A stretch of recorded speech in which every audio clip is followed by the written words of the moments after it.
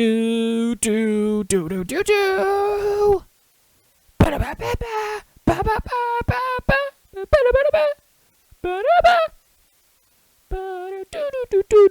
Okay, I'm gonna stop. Sorry, I've been listening to the main theme. It slaps. It slaps your mama. Like this game slaps. The Legend of Zelda, Tears of the Kingdom. I've played it. I've beat it. Let's talk about it in spoilery detail. Leave. Get out of my face. I don't love you. I don't want you anywhere near me. I'm going to get a restraining order if you have not played the game.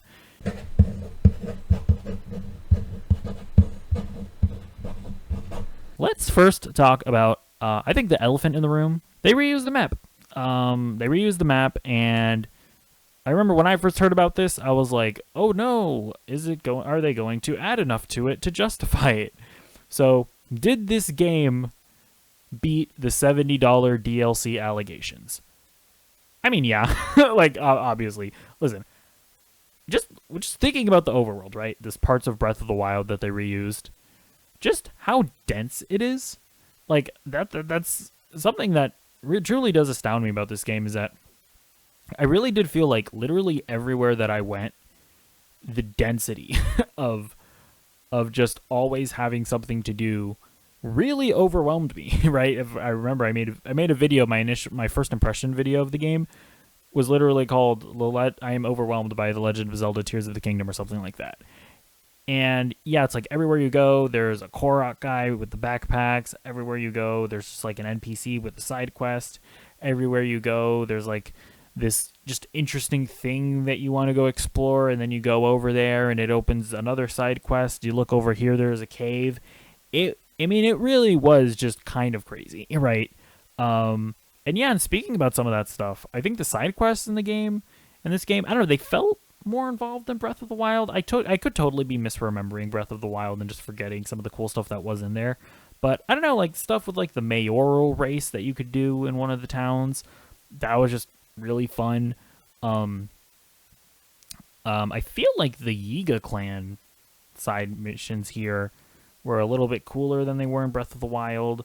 Like the Master Koga situation, I thought was really fun. Like that kind of.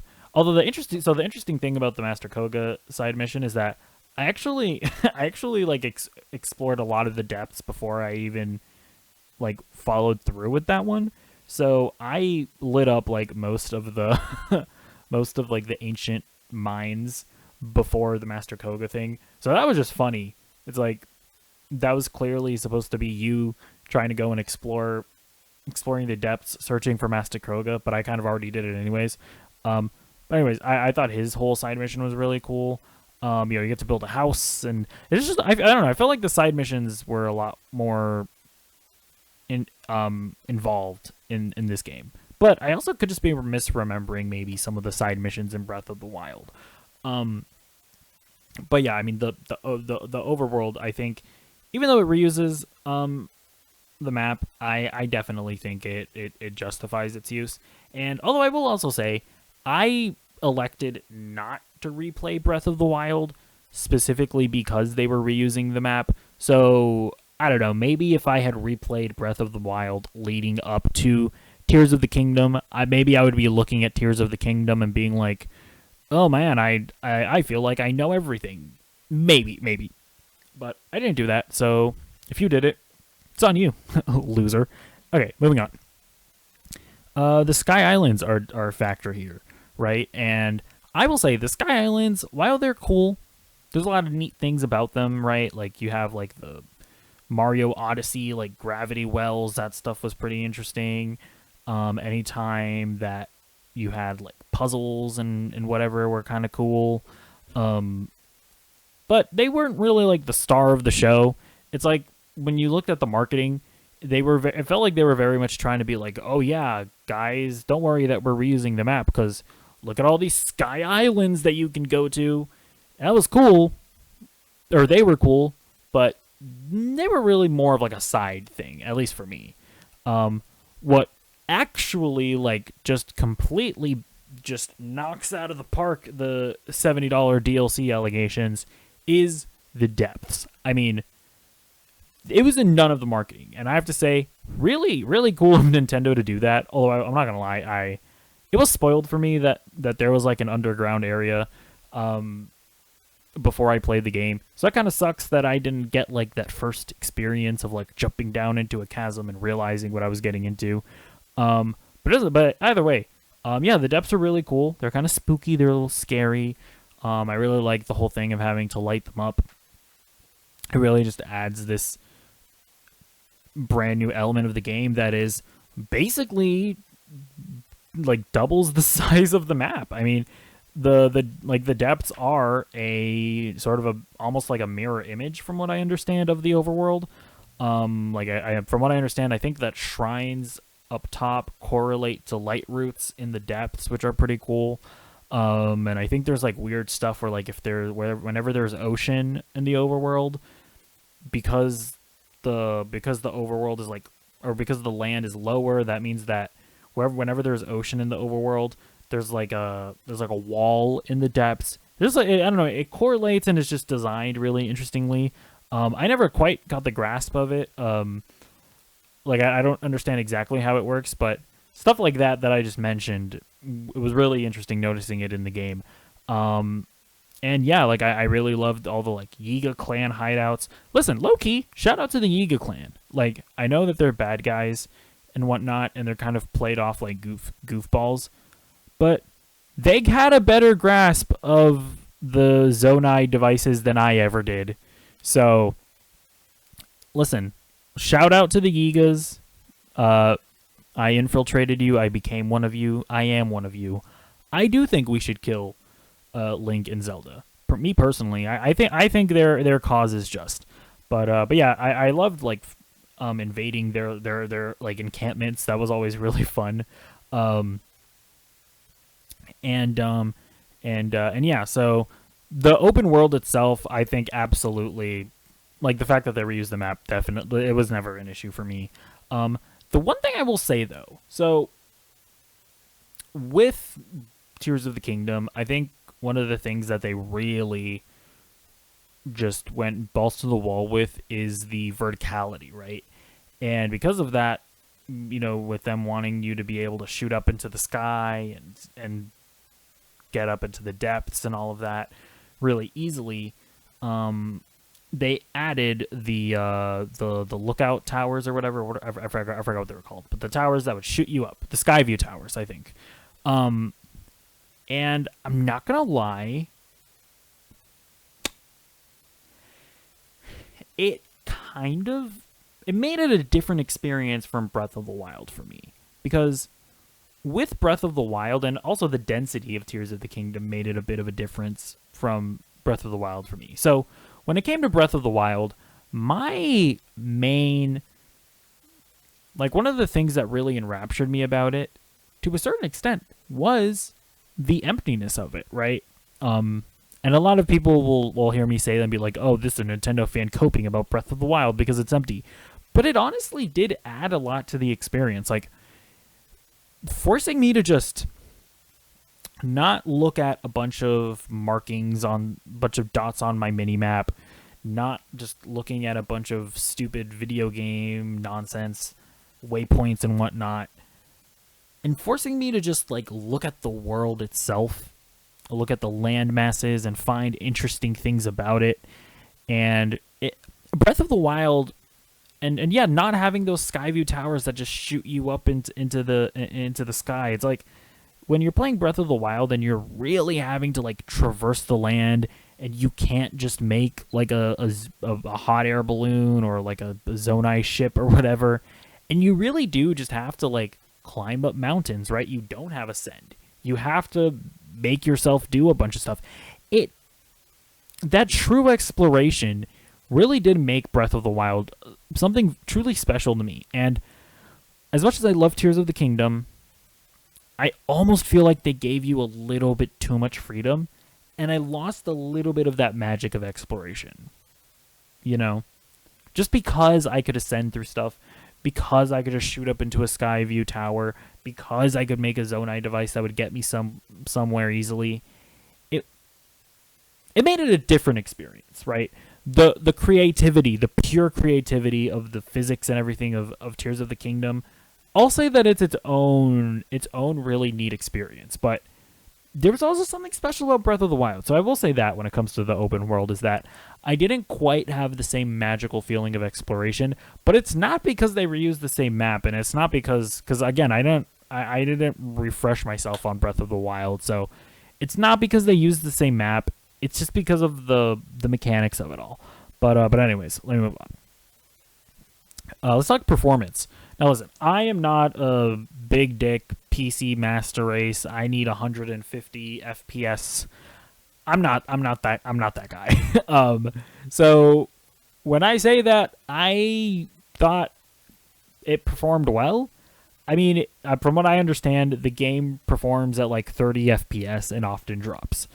It didn't bother me. It might have bothered some of you guys, but honestly, when you think about when you look at everything that this game is doing, and you realize that this game is running on the Switch, it is running on like an outdated Android tablet.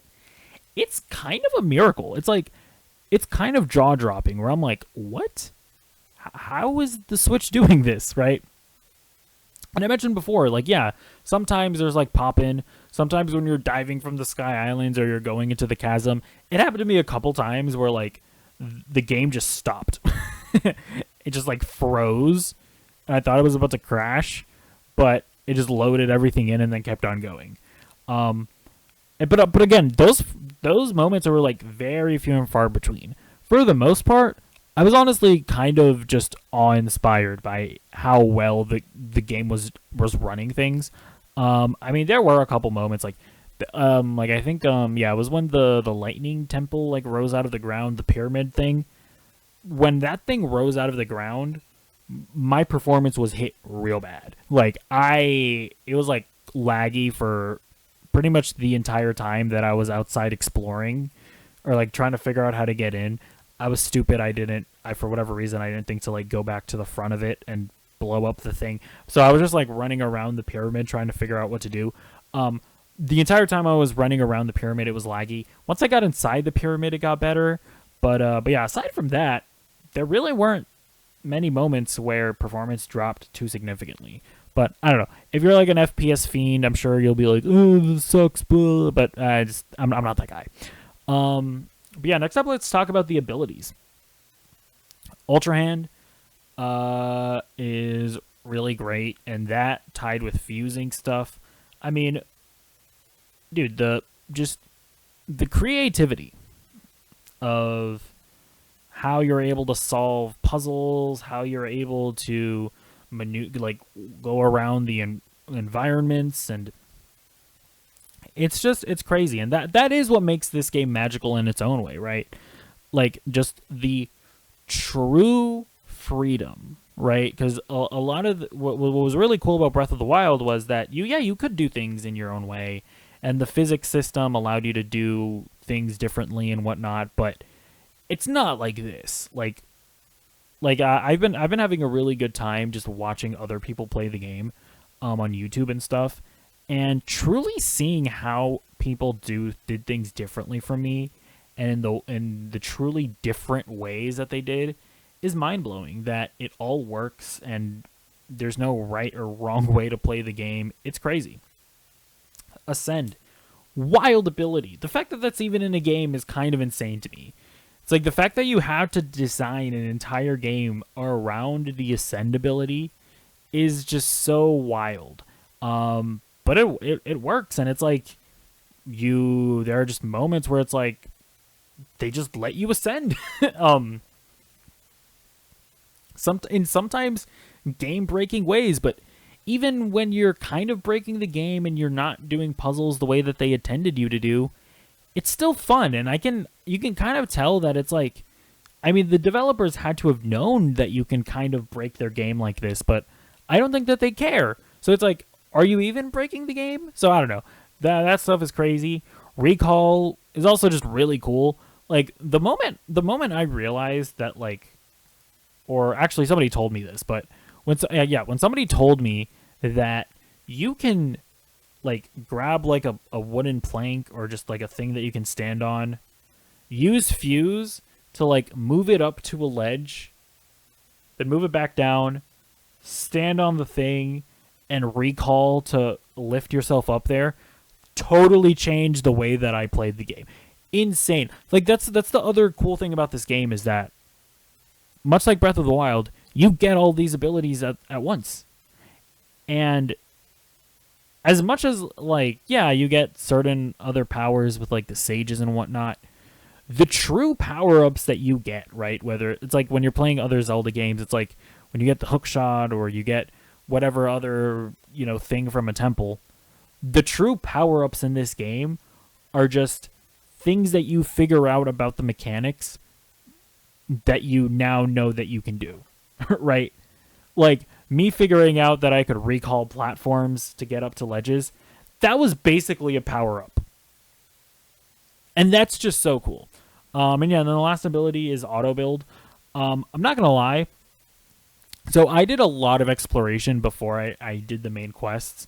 And because of that, I got auto-build really late in my playthrough. So I actually didn't use auto-build too much, which is really disappointing.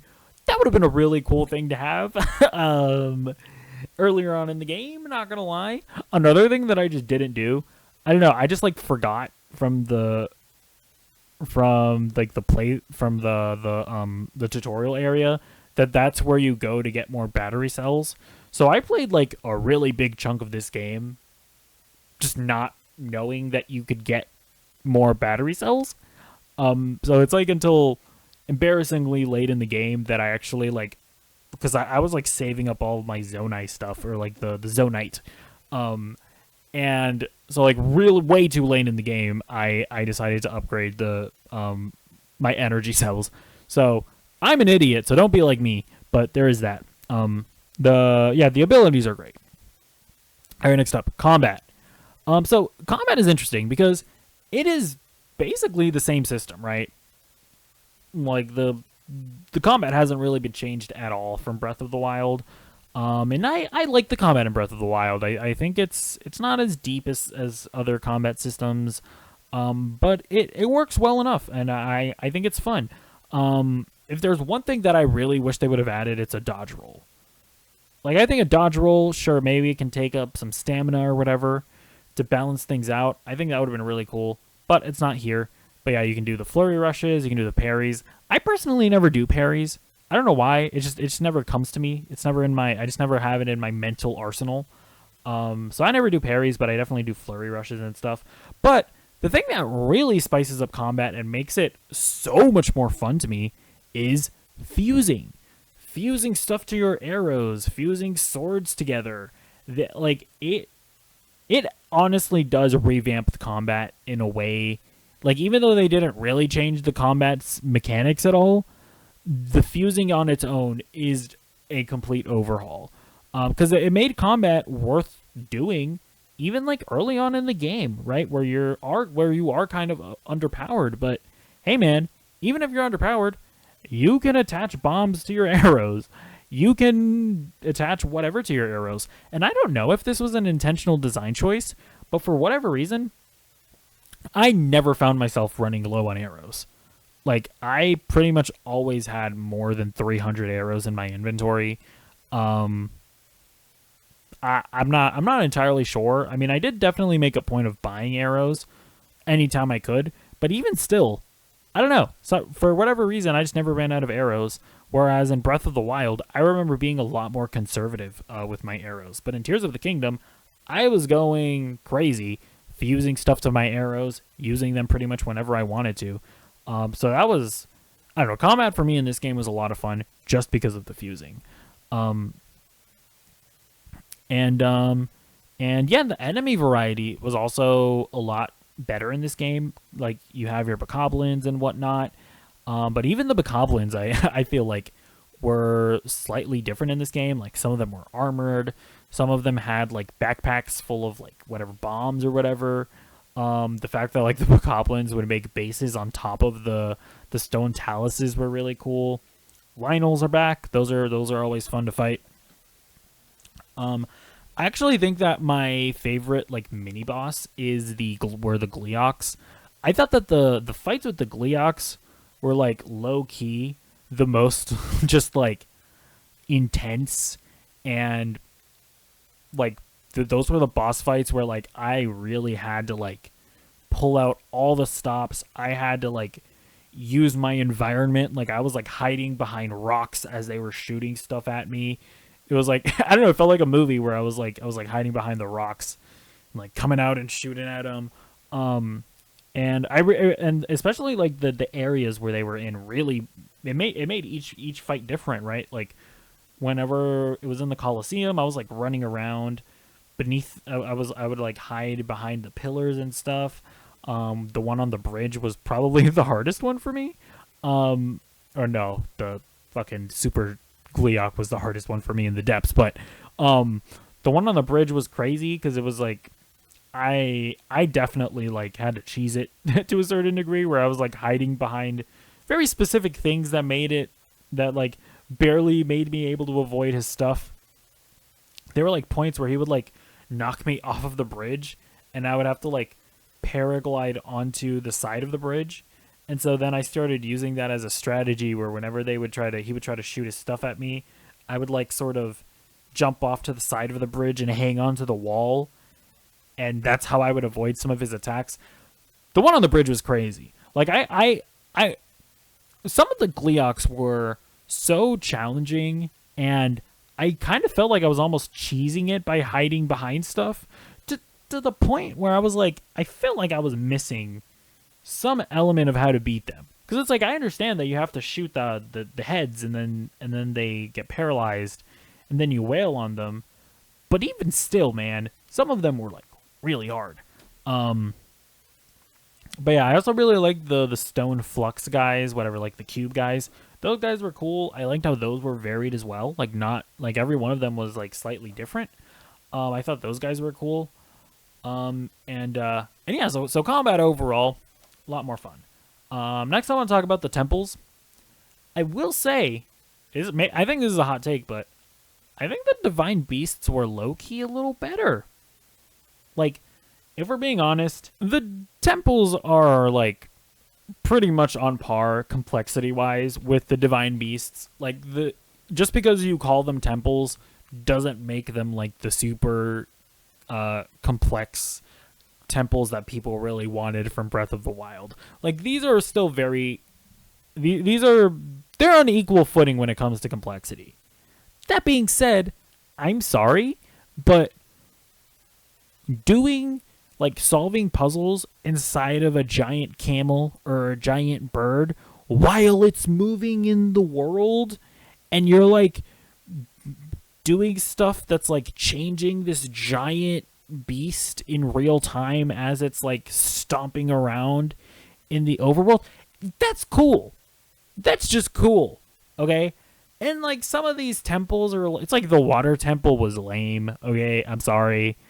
And like the lightning temple was like fine, I guess. It was like and when I'm talking about they're lame and they're fine, I'm talking about in terms of how cool they were. The fire temple was like a generic temple. The spirit temple was like, I don't know, I don't even, was there even like because I just googled what the names of the temples were, but like for the spirit temple, that's the one where you get Mineru, right? Was there even like a moment in that where like where like text popped up and it was like spirit temple? Or what? I feel like the getting Mineru was just kind of like a mission that you went on. But the Wind Temple, as far as vibes go, because I'm talking about vibes right now, right? The vibes of all the divine beasts were cool. The Wind Temple was dope. Okay, a giant ship in the middle of a tornado, that's cool. But anyways, as far as the Wind Temple goes, yeah, as far as vibes, that one's cool. The puzzles were pretty. They were neat in it. But the boss fight in this one was awesome. I loved fighting the, like, whatever weird, like, caterpillar thing. I don't remember what it's called. Yeah, that boss fight was cool. Tulin is, like, definitely the best ally because you get that gust of wind when you're paragliding. I mean, Tulin is the man. He is the best one. But yeah, no, sorry. Going back to the boss fight a bit. I don't know. There were just moments in that where I was like, damn, I can't believe I'm doing this right now. Like when he's like coming out of his portal, and it's like you have to like use Tulin to like gust you out, like blow you out of the way. And then like there were moments where I was like diving down as he was coming up, and I'm shooting the arrow in the thing, and it was cool. Yeah, the Wind Temple is the best one.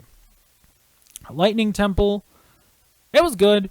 It was like, yeah, I don't know, it was very like, I don't know, like Indiana Jonesy going into the temple. That was cool and whatnot. The enemies were cool, like the weird guys where you had to like use fire to take them out. Yeah, those were those were fun to fight. And the boss fight himself, he was pretty cool. But I don't know, the Lightning Temple didn't blow me away. The Water Temple. And then I guess I'll talk about each stage as well. The what's the girl's name? I don't even remember. The little girl that's the queen. Okay, I'll say this. As far as all the sages are concerned, because the fact that you can have them like in your group and they can actually be like in the world and fighting enemies, that's cool and that's useful in and of itself. But as far as their powers, the problem with the little girl, anytime you actually want to use the lightning power, you have to, and this applies to each of the sages, you have to walk up to them in order to actually use it. And that just makes them so much less useful, because it's like they're like physically fighting for you and they're moving around and they're not necessarily next to you. So the fact that you have to like run all the way over to them is just annoying. So it's like, yeah, the lightning thing is useful in battle whenever you're able to do it, but it's really tedious to actually use it, and it has no application when you're not in battle. And then as far as the Water Temple is concerned, the Water Temple I felt like was by far the lamest one. I mean, I don't know. I didn't think it was like challenging in the least. And then you get to the boss fight, and it's just this little octopus guy. I mean, it was funny. Don't get me wrong. I like the little octopus dude running around, but that one was a very like, I don't know, not like nothing temple to me. And then fucking Sidon's power is literally the most useless power in the, like, what? I don't even know when I'm supposed to use that. Like, aside from fighting the octopus guy, when would I ever just want to blow water at people? Because I don't even think the water did damage, did it? I don't know. The Fire Temple. So the Fire Temple was cool because it was the one temple that I really just cheesed. Like, I definitely did not solve the puzzles in that temple the way that I was supposed to. Like, I was ascending through stuff. I was, like, just climbing up into rooms without without doing the puzzles properly. I was using, like, recall to cheese my way up different places. So, I really enjoyed the Fire Temple, but because the game let me not do it the way that the game intended me to do it. And that's cool. Yeah, and then Goro, I think is that his name? I think it is the name. Goro?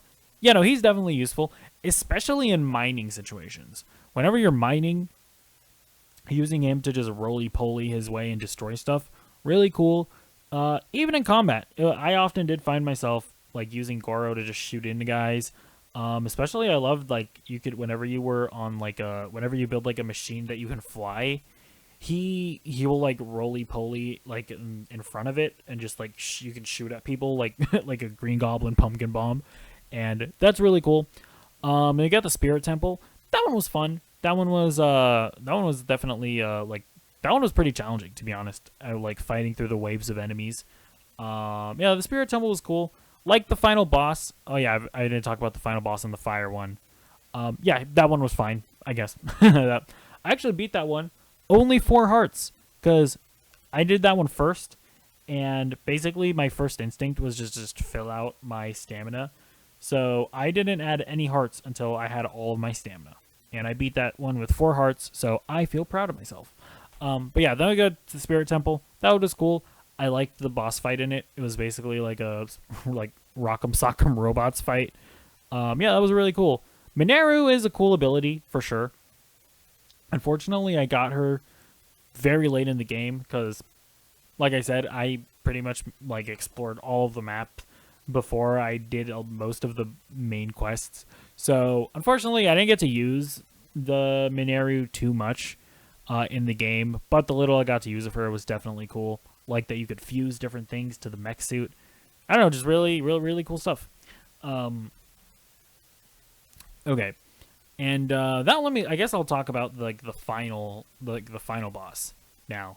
I have to say, the final boss is maybe my favorite experience with a final boss that I've ever had. And the main reason for that is because for whatever reason, when it like all elements just combined perfectly for me. I had the like perfect amount of skill, which is very much admittedly, but I had the perfect amount of skill.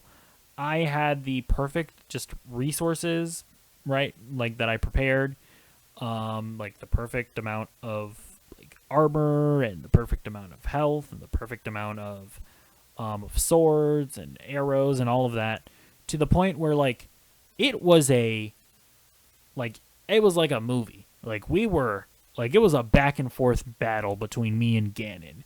Like it got to the point like it got down to the line where like he destroyed all of my shields. Like by the end of the boss fight, I was left to just dodge stuff. By the way, really wacky moment when he did the flurry rush himself. That was not cool. But yeah, like it got down to the line between me and Ganon, and like but that's the thing. I beat him on my first try, so it got just like super intense. But it was on my first try, and I beat it in the end. So that's what I mean when I say that it was just like the perfect level of difficulty versus how prepared I was versus how many hearts I had and my skill level to just be like the ultimate final confrontation between Link and Ganon. So that was really cool. And then he turns into a dragon, and then you have to like fight the dragon with Zelda, who is also a dragon. And the ending of this game is one of the best endings to a video game ever. I mean, just the scale of it, the epicness of it all, the music that kicks in. Then after you beat Ganon, like it's kind of convenient, weird plot armor or whatever, but you know what? I don't care because it was freaking cool when they turned Zelda back into Zelda and Link is falling from the sky and you have to catch Zelda and the music swells and it's amazing. It's one of the coolest endings to a video game, maybe the best one I've ever played through. And then speaking of all of that, the story in this game, I'll end with talking about the story. The story is a lot better than Breath of the Wild. Don't get me wrong, it's not The Last of Us.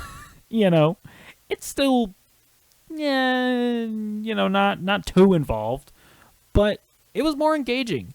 And especially the story beat when you find out that Zelda goes back in time, sacrifices herself to turn into a dragon to heal the Master Sword. That was genuinely emotionally impacting. I was like, that's good.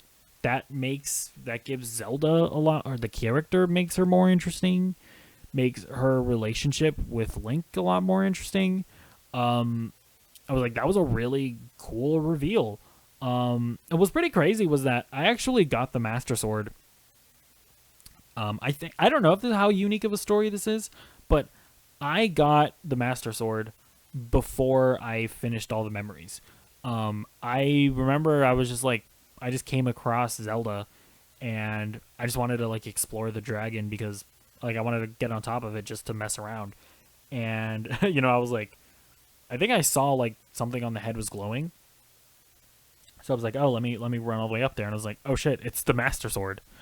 And I didn't, you know, I didn't necessarily know how it happened, but I was like, I guess I'm just going to take this out now. And I had enough stamina to do it.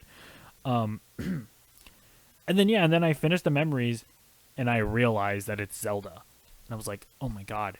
Like, I had to make my way back to her. I didn't need to get the Master Sword, but I wanted to make my way back to her.